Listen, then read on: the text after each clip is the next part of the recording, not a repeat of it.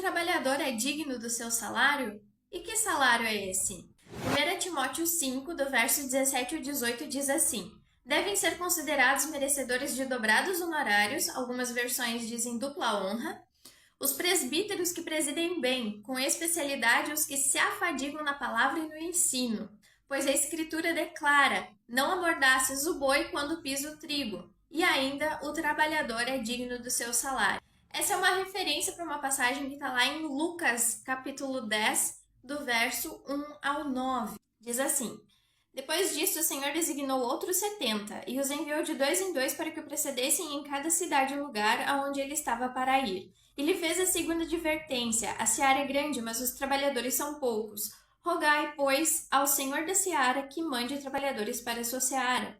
Ide, eis que eu vos envio como cordeiros para o meio de lobos. Não leveis bolsa, nem alforje, nem sandálias, e a ninguém saudeis pelo caminho. Ao entrardes numa casa, dizei antes de tudo: paz seja nesta casa. Se houver ali um filho da paz, repousará sobre ele a vossa paz. Se não houver, ela voltará sobre vós. Permanecei na mesma casa, comendo e bebendo do que eles tiverem, porque digno é o trabalhador do seu salário. Não andeis a mudar de casa em casa.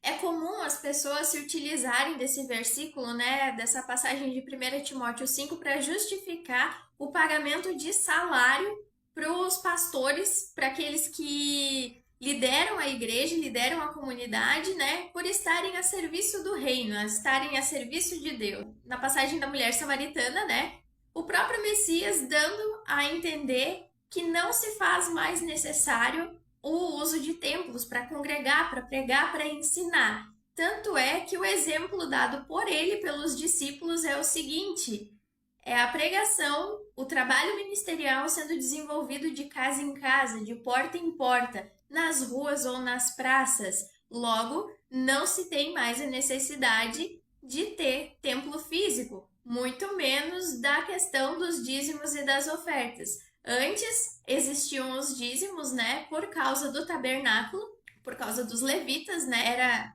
através dos dízimos que se tinha o sustento deles e também dos pobres e dos necessitados, como sempre teve isso na Bíblia, mesmo depois do Messias ter vindo, mesmo ele tendo enviado os seus discípulos, essa continua sendo uma obrigação, uma responsabilidade de todos nós enquanto igreja, de cuidar dos pobres, das viúvas, dos órfãos e dos necessitados. Aí as pessoas dizem: mas os presbíteros que lideram bem, viu? Tem presbítero, logo tem que ter igreja. Não, gente, não precisa. Para tu exercer o teu ministério, para tu cumprir o teu chamado, tu não precisa estar fincado num lugar. Tu não precisa estar dentro de um templo. O próprio Messias, ele dizia: as raposas têm seus covis e as aves do céu o seu ninho. Mas o Filho do Homem não tem onde reclinar a cabeça. Quer dizer que ele não tinha raiz firmada. 1 Coríntios 9, do verso 11 ao 19. Se nós vos semeamos as coisas espirituais, será muito recolhermos de vós bens materiais? Se outros participam desse direito sobre vós, não temos nós em maior medida? Entretanto, não usamos desse direito. Antes, suportamos tudo para não criarmos qualquer obstáculo ao Evangelho de Cristo.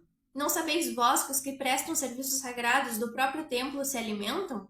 E quem serve ao altar, do altar tira o seu sustento? Assim ordenou também o Senhor aos que pregam o Evangelho que vivam do Evangelho.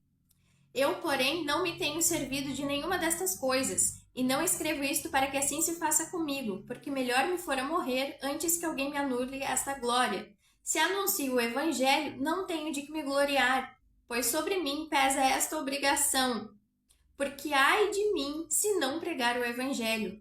Se o faço de livre vontade, tenho galardão, mas se constrangido, é então a responsabilidade de despenseiro que me está confiada. Nesse caso, qual é o meu galardão? É que evangelizando proponha de graça o Evangelho, para não me valer do direito que ele me dá. Porque sendo livre de todos, fiz-me escravo de todos, a fim de ganhar o maior número possível. Um escravo, ele não era remunerado, gente. Já começa por aí também.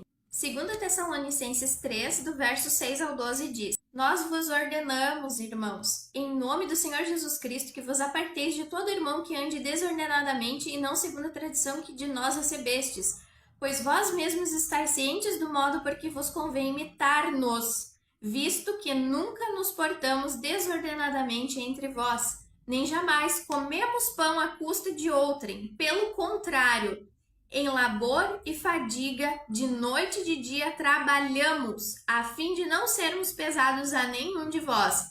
Não porque não tivéssemos esse direito, mas por termos em vista oferecer-vos exemplos em nós mesmos para nos imitardes.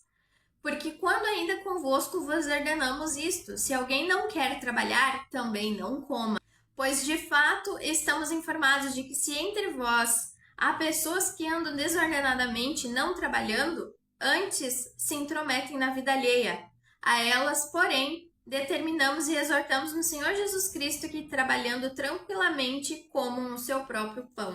Aí tem o texto de Malaquias 3:10, onde as pessoas costumam usar esse texto para distorcer todo o contexto, né, no qual ele foi aplicado, verso 9 e o verso 10, né? Com maldição sois amaldiçoados, porque a mim me roubais vós a nação toda.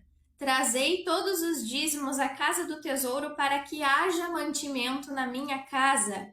E provai-me nisto, diz o Senhor dos Exércitos, se eu não vos abrir as janelas do céu e não derramar sobre vós bênçãos sem medida. Aí lá no verso 11 diz assim, ó: Por vossa causa repreenderei o devorador, para que não vos consuma o fruto da terra. A vossa vide no campo não será estéril, diz o Senhor dos Exércitos.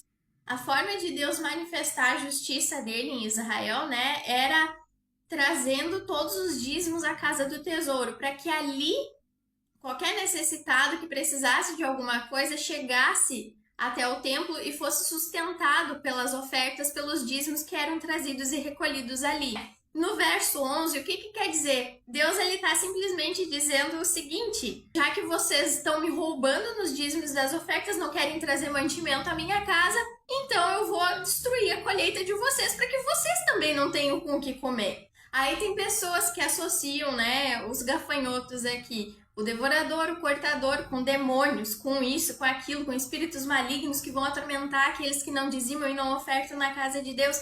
Isso é balela, gente. Não se permitam ser enganados dessa forma, pelo amor de Deus. E os gafanhotos, eles eram literais, os dízimos, as ofertas, os dízimos, eles eram alimentos. A própria palavra dá respaldo disso. Era produtos da agropecuária, né? Eram produtos agrícolas, eram produtos da pecuária, eram animais.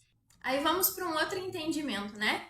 Malaquias 3, do versículo 9 ao versículo 11, né, como a gente leu, diz: com maldição sois amaldiçoados porque vós me roubais, né? E em que te roubamos? As pessoas perguntam.